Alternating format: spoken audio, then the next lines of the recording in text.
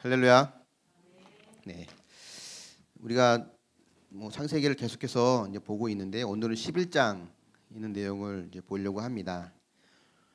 여러분, 그 세계에서 가장 높은 빌딩이 혹시 어느 나라에 있는지 혹시 아십니까? 어디에 있을 것 같은가요? 가장 높은 빌딩, 두바이에 있습니다. 두바이에 있는데, 아랍에미리트 두바이에 있는데, 이 높이가 163층이고 828m라고 해요. 현존하는 가장 높은 빌딩입니다. 근데 곧 있으면 이 기록을 깨는 빌딩들이 아마 나올 거예요. 중국에서는 지금 220층짜리 838m의 빌딩을 건설하고 있고, 사우디아라비아에서는 높이는 200층인데 높이는 약 1km, 1000m가 넘는 빌딩이 세워집니다. 바벨탑은 그 높이가 얼마나 될까요? 바벨탑은 높이가 얼마나 될까요? 4절에 보면 탑 꼭대기가 하늘에 닿게 하자라고 이야기를 하는데, 아마 건축 기술이 지금처럼 이런 200층을 짓는 기술이 아니기 때문에 실제로는 그렇게 높지는 않았을 것으로 추정이 돼요. 하지만 이 교회 안 다니는 사람도 한 번쯤은 들어봤을 바벨탑 이야기, 유명한 이야기죠. 다윗이 골리앗을 이긴 이야기와 함께 아마 믿지 않는 사람들도 한 번쯤은 들어봤을 법한 이 바벨탑 이야기를 오늘 한번 살펴보려고 합니다. 이 바벨탑 사건을 끝으로 창세기는 1막을 내려요. 창세기를 만약에 연극으로 꾸미면 1막과 2막 두 개로 나뉘는데, 1막은 창세기 1장부터 11장까지이고 2막은 12장부터 50장까지 이야기입니다. 그러니까 1장부터 11장까지 이야기는 이제 하나님께서 온 인류를 향해 하신 말씀들, 아담의 후손들, 노아의 후손들, 이런 후손들의 이야기를 계속해서 이야기하시고요. 12장부터는 이제 아브라함에 대한 이야기를 중심으로 그쪽 그 가문에 대한 이야기, 그 집안 이야기들이 계속 나옵니다. 그래서 오늘 보는 이 창세기 11장의 바벨탑은 이 창세기 전체의 그 중에 1막, 그 1막 중에 하이라이트라고 할 수 있습니다. 결론이면서 하이라이트죠. 그러니까 에덴 동산에서 바벨탑까지 이 사건에 보면 공통점이 있어요. 에덴 동산에서 하와가 뱀의 유혹에 넘어가 선악과를 먹었던 가장 큰 이야기는 뭐냐면, 너도 하나님처럼 될 수 있다는 겁니다. 바벨탑 사건을 통해서 이 탑 하늘까지 탑 꼭대기를 세우고 우리의 이름을 지면에 내자라고 했던 것도 이제는 우리가 하나님 간섭 없이 우리 마음대로 살아보자라는 것이었습니다. 그러니까 에덴 동산이나 바벨탑 모두가 하나님 없이 살고 싶은 마음으로부터 출발했고, 그것이 점점점 조직화되고 집단화되면서 바벨탑 사건까지 오게 된 겁니다. 근데 그들이 왜 탑 꼭대기를 하늘에 닿게 하고 이름을 내고 흩어짐을 면하자라고 했을까? 뱀이 하와의 유혹에 넘어간 것처럼 너도 하나님처럼 될 수 있다라는 것이 모든 그 죄악의 뿌리라고 할 수 있어요.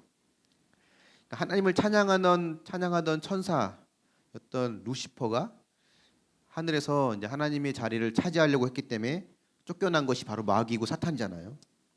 그 마귀 역시도 스스로 하나님이 되려고 했습니다. 그리고 아담과 하와도 스스로 하나님이 되려고 했고, 하나님처럼 되려고 했고, 또 여기 나와 있는 오늘 본 바벨탑 사건도 그걸 배경으로 하고 있습니다. 근데 하나님께서 이 바벨탑 사건을 통해서 인간의 언어를 흩으시고 사람들을 흩으셨죠. 그들의 시도를 실패하게 만드신 겁니다. 하나님께서 왜 그들의 시도를 실패하게 하셨는지, 또 그 모습 속에 어떤 우리의 모습이 있는지를 오늘 한번 보려고 해요. 첫 번째로 우리가 보고 싶은 것은 하늘에 다 이름을 낸다는 것의 의미를 한번 보려고 합니다. 여기서 말한 하늘은 저 높은 곳, 구름이 있는 곳, 고지대를 말하는 것이 아닙니다. 장소를 말하는 것이 아니라 하나님의 자리를 의미합니다. 그러니까 하나님의 자리까지 내가 올라가서 더 이상 간섭을 받지 않겠다, 내가 하고 싶은 대로 하겠다는 거예요. 하나님은 우리 인간에게 자유의지를 주셨습니다.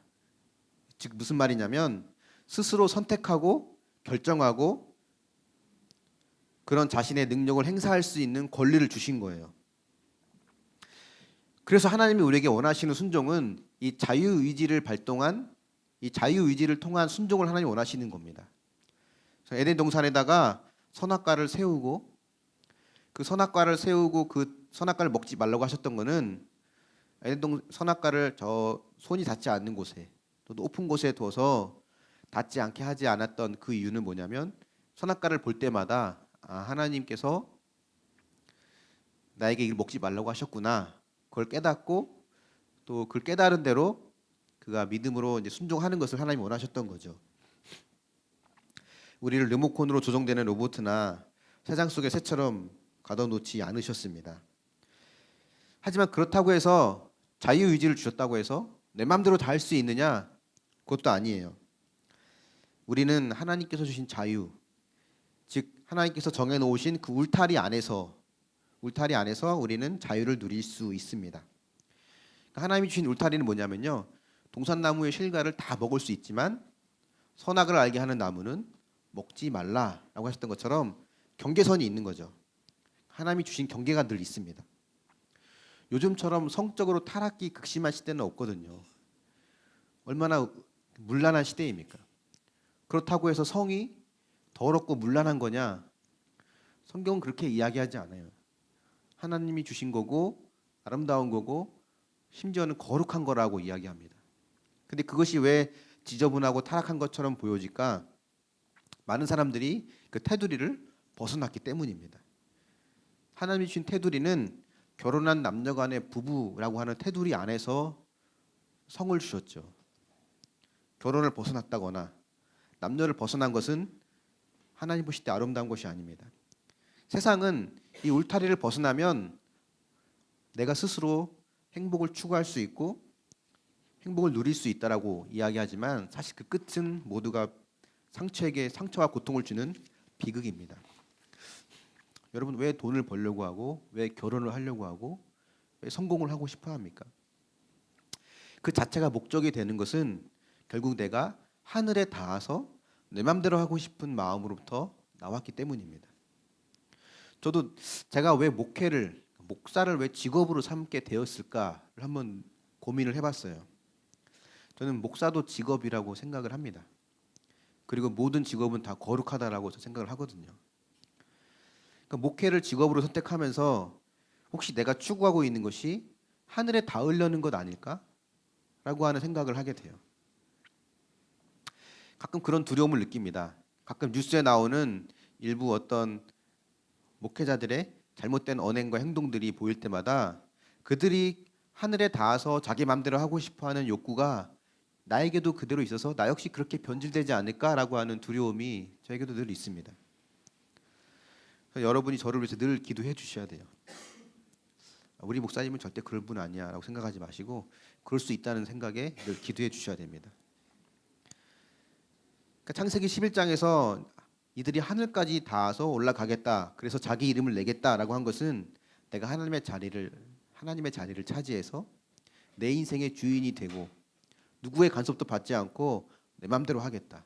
즉 다시 말하면 인생의 목적을 행복에 두겠다는 겁니다. 행복을 위해 선택하는 것, 행복을 위해 사는 것, 행복을 목적으로 두는 것은 다른 말로 표현하면 내가 하늘에 닿아 내가 하고 싶은 대로 하고 싶다라는 말의 또 다른 표현이에요. 그러나 우리는 행복이 내 인생의 목적이 되면 행복해질 수 없습니다. 우리는 하늘에 닿는 것이 목적이 아니라 하늘 아래 사는 게 목적이 돼야 돼요. 우리가 하나님께 가는 게 아니라 하나님이 우리에게 오시는 겁니다. 그것이 거룩을 목적으로 두는 삶이에요. 행복은 우리가 거룩을 위해 살 때 저절로 따라오게 됩니다. 그러니까 우리가 때로는 어떤 선택을 하게 될 때 이것이 거룩을 위한 선택이냐 행복을 위한 선택이냐를 고민하거든요. 근데 마침 그것이 같으면 참 좋아요. 거룩을 위한 선택과 행복을 위한 선택이 일치하면 뭐 고민할 것도 없지만 문제는 대부분은 이 두 개가 충돌한다는 거예요. 상충된다는 거죠. 근데 하지만 우리는 본능적으로 거룩보다는 행복을 기준으로, 행복을 목적으로 선택을 하게 됩니다. 대표적인 예가 이제 불신 결혼도 그 중에 하나입니다. 믿지 않는 자와의 결혼을 성경은 금합니다. 성경은 그것을 죄라고 이야기해요. 그것은 그 결혼이 거룩을 위한 결혼 선택이 아니라 행복을 위한 선택이 되었기 때문에 그렇습니다.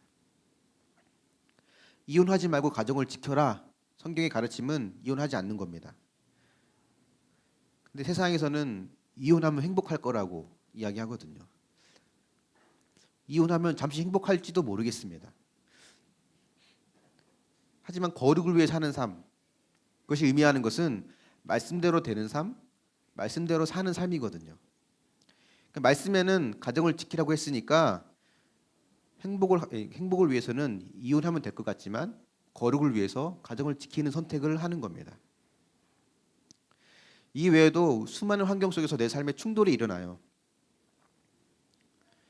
그래서 제 안에 있는 죄의 본성, 우리 안에 있는 죄의 본성 때문에 우린 늘 하늘에 닿고 내 맘대로 하고 싶은, 내가 하고 싶은 대로 선택을 하고 싶은 그런 욕구를 누르기 위해서 우리가 할 수 있는 가장 쉬운 적용, 예전에도 한번 말씀드렸는데 뭐냐면 하기 싫은 거를 하는 것이에요. 하고 싶은 걸 하지 않는 것.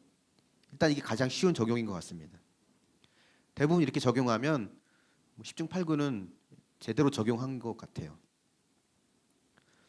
저도 부모님의 부도 사건이 있었을 때 20억 그 빚이 있었을 때 뭐 여러 변호사나 법에 계신 법무인들 이런 분들이랑 상담을 해보면 전부 다 저에게 뭐라고 말씀하셨냐면 파산 신청하고 1년간 숨어 지내라.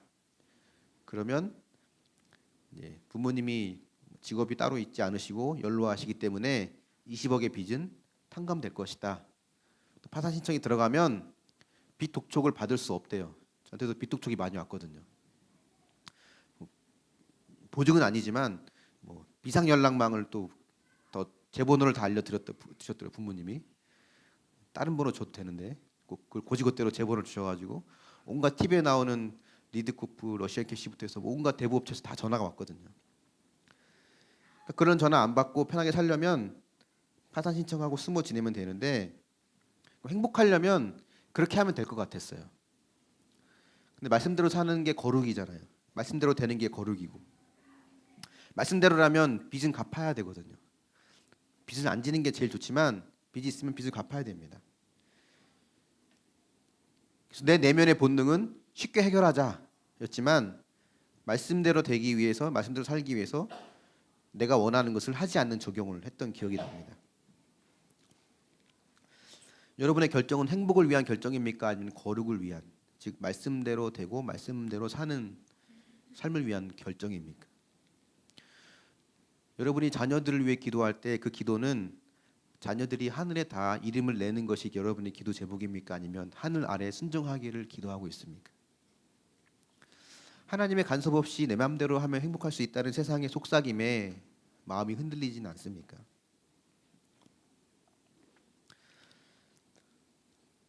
이것이 이제 이름을 내는 것의 의미라면 두 번째 우리가 보고 싶은 의미는 흩어짐을 면하려 한다는 것의 의미예요. 4절에 보면 그들이 흩어짐을 면하자, 이름을 내고 흩어짐을 면하자라고 합니다. 이들이 왜 흩어짐을 면하려고 했을까? 아마 그 이유는 예전에 있었던 홍수 심판 때문에 그랬을 것입니다. 당시 그 사람들은 예전에 홍수 심판 이야기를 들었고 그래서 하나님이 다시 심판을 내리시면 그 심판을 피할 수 있는 힘을 우리가 길러야 된다. 우리끼리 힘을 합쳐야 된다라고 생각을 했을 거예요. 그래서 흩어지면 안 된다라는 결정을 했을 겁니다. 근데 사실 여기서 우리가 주목해야 할 것 중에 하나 뭐냐면요. 무서운 홍수 심판이 있었잖아요. 그리고 나면 인간이 좀 깨달아서 우리가 그동안 잘못 살았구나 깨달아서 하나님께 돌아오면 좋은데 이 무서운 심판이 있었음에도 불구하고 그 이후에는 오히려 하나님을 반역합니다. 이것이 우리 인간 속에 있는 무서운 죄악의 속성이에요. 이런 인간의 반역 그 핵심에는 지난주에 살펴봤던 니무롯이라고 하는 한 사람의 인물이 그 중심에 있다고 했습니다. 성경에는 이 니무롯이 바벨탑을 지었다라고 정확히 나와 있진 않아요. 하지만 그 정황을 볼 때는 니무롯이 지은 것으로 추정이 됩니다. 여러 증거들이 있는데 첫 번째 증거가 바로 2절이에요. 2절에 보면 그들이 동방으로 옮겨가다가 신랄 평지에 만나서 거기 거류하였다고 하거든요. 근데 이 니므롯과 니므롯을 따르는 무리들이 어떻게 했냐면 아프리카에 살지 않고 그 형제들은 다 아프리카에 거주하고 있지만 아프리카에 살지 않고 북쪽으로 이주해서 이 시날 평지를 지납니다. 그래서 시날 평지에 원래 거주했던 셈 족속들을 몰아내고 거기 바벨론과 훗날 아수르를 세워요. 이 바벨론과 아수르를 세우는 그 인물이 니므롯과 그 후손들이었는데 오늘 여기 나왔던 이 인물이 바로 니므롯의 행위와 일치합니다. 또 다른 증거는 뭐냐면 이 바벨탑이 단순히 탑이 아닙니다. 신전이에요.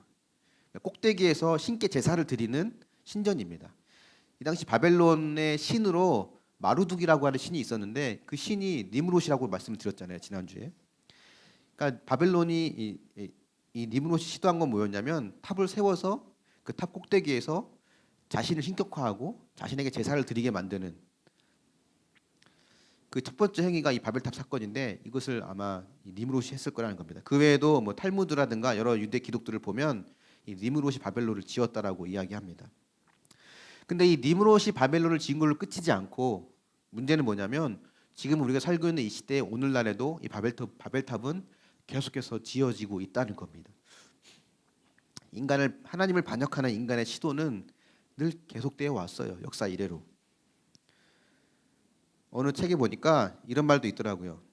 2045년이 되면 컴퓨터의 지능이 우리 인간의 지능을 뛰어넘어서 그때부터는 인간이 죽지 않고 영생할 수 있답니다.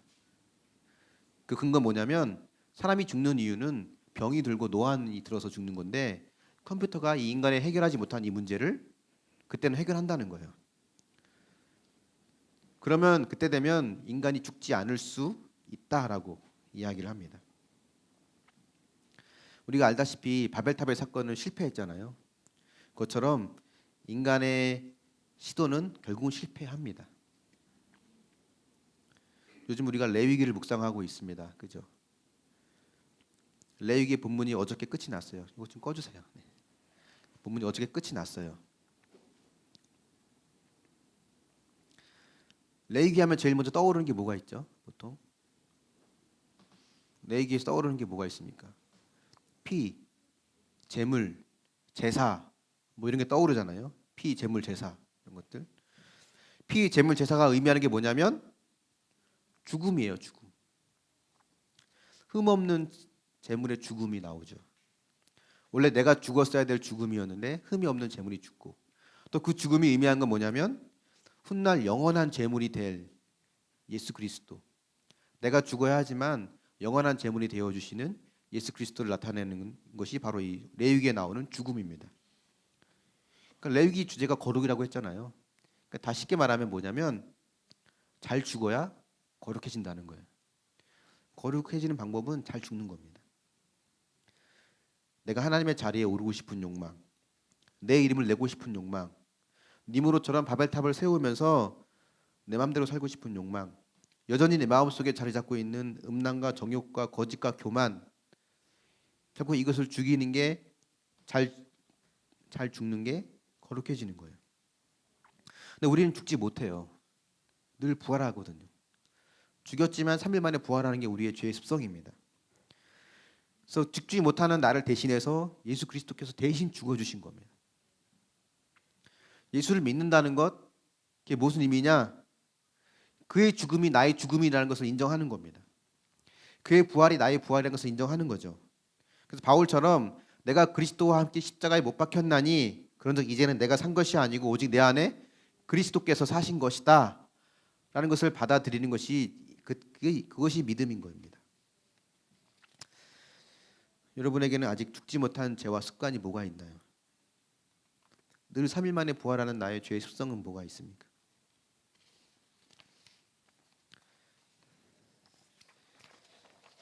성경은 우리에게 흩어져야 한다고 이야기하는데 세 번째로 우리가 흩어져야 한다는 것이 무슨 의미인지 한번 보려고 합니다. 세상에서는 뭉치면 살고 흩어지면 죽는다라고 하죠. 뭉치면 살고 흩어지면 죽는다. 성경은 그 반대로 이야기합니다. 11장에서 보면 문제는 니므롯을 중심으로 똘똘 뭉쳐서 문제가 됐어요. 바벨탑을 세우면서 내걸었던 구호가 그거거든요. 흩어짐을 면하자. 우리끼리 하나가 되자. 니무롯을 보면 굉장히 탁월한 리더입니다. 비전을 제시해요. 흩어짐을 면하자, 우리 이름을 내자라고 하는 큰 비전을 제시하고 또 벽돌과 역청을 만들어서 개발해서 획기적인 공법으로, 그 당시에는 획기적인 공법으로 바벨탑을 짓습니다. 실력도 있는 사람이에요. 비전도 제시하고 실력도 있고 게다가 또 민주적이에요. 독불 장군이 아닙니다. 자, 오늘 말씀에 보면 자, 우리 벽돌을 만들어 하늘에 닿게 이름을 내자, 흩어짐을 면하자, 자, 우리 뭐 어떻게 하자라고 하는 식으로 사람들을 같이 이끌어가는, 여기 어떻게 보면 뭐 별 문제가 없어 보이는 사람입니다. 아마 이런 리더가 있으면 사람들은 모이게 되어 있어요. 모일 수밖에 없죠. 요즘 우리 시국을 보면 그걸 더 느끼지 않습니까? 어저께는 효민이도 아무것도 모르는 걔도 박근혜 좀 내려오지, 뭐 이런 말을 알고나 하는 말이지. 그리고는 박근혜가 여자였어? 뭐 이렇게 얘기하는 거 보면 아무것도 모르고 하는 말이지만 이런 리더가 있으면 사람들이 몰리게 되어 있거든요. 그럼 이런 생각이 들죠. 그게 뭐가 문제지? 비전을 제시하고 하나로 모으고 실력을 갖추고 사람들을 이끌어가는 것이 뭐가 문제지? 그 자체가 문제가 아니라 성경은 그 목표가 무엇이냐를 보는 겁니다. 성을 쌓고 하나가 돼서 힘을 합치는 것이 목표가 우리의 이름을 내자라고 한다면 그것은 하나님을 반역하는 거예요. 그래서 기록에 보면 이 당시 바벨탑을 쌓을 때 벽돌 하나하나마다 사람들의 이름이 기록이 되었었대요. 자기 이름을 써서 벽돌을 쌓았다고 합니다. 근데 늘 이렇게 이름을 내고 싶은 욕망은 늘 우리 가운데 있지 않나요? 교회에서 시험 드는 많은 이유 중에 하나도 뭐냐면 내가 섬기고 봉사하는 거 몰라준다는 거예요. 인정해주지 않는다는 겁니다. 실망하고 때로는 분노를 일으키기도 해요. 저도 석수교에서 부교육자로 있을 때 제가 가만 돌이켜 보니까 제 사역의 모든 목표는 뭐였냐면 사람들에게 욕먹지 않는 게 목표였습니다. 장로님들에게, 교인들에게, 제일 크게는 담임 목사님에게 욕먹지 않는 게 가장 큰 목표였어요. 행복축제를 하면 한 영혼이라도 전도해서 복음을 전하는 것이 목적이 아니라 많은 사람들을 오게 해서 내가 혼나지 않는 게 목표였던 것 같습니다. 욕먹지 않는 게 목표라는 이야기는 다시 말하면 인정받고 싶다는 거예요. 잘하는 사람으로. 탁월하진 않지만 나름 열심히 했구나 라는 인정받는 게 내 목표였지, 이걸 통해서 내가 욕을 먹더라도 사람들이 영혼이 구원 얻는 일이 이루어지는 것이 목표는 아니었던 것 같아요.